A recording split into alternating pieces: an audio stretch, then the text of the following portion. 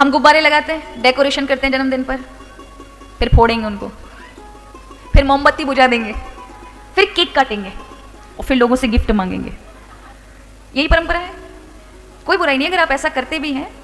वैसे तो ये सब वेस्टर्न वाला है, हमारी भारतीय परंपरा नहीं है। हमारी सनातन परंपरा कभी भी ये सब डिस्ट्रक्शन वाला काम नहीं करती। लेकिन आप जब बच्चों का ये सब करते हैं तो आप साइकोलॉजिकली देखें तो आप क्या सिखा रहे हैं बच्चों को? डिस्ट्रक्शन सिखा रहे हैं। कोई भी अच्छी डेकोरेशन तो उजाड़ दो, बुझा दो, काट दो और फिर भीख मांगो सबसे। हमारे यहाँ डेकोरेशन की जाती है ना जन्मदिन पर, तो अशोक के पत्ते, बंधन बार बांधी जाती है। हमारे यहाँ फोड़ा नहीं जाता, बांधा जाता है। फिर उसका नेग बेटियों को दिया जाता है, बांधने वालों को दिया जाता है। हमारे यहाँ बुझाया नहीं जाता फूंक करके, क्योंकि हमारे प्रकाश को भगवान का रूप माना गया है। जब आप दीपक को भी फूंक करके बुझाते हैं, इसका अर्थ होता है कि आप अपनी आयु को बुझा रहे हैं।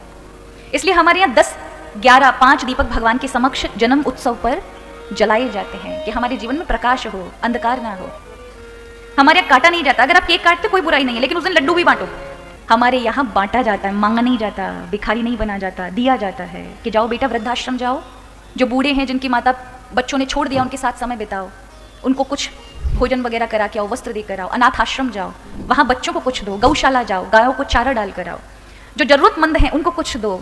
देवताओं के मंदिर जाओ तो वहाँ कुछ चढ़ावा चढ़ा कर आओ। ब्राह्मणों को भोजन कराओ, संतों को कुछ दो और उनका आशीर्वाद प्राप्त करो, हवन इत्यादि करो।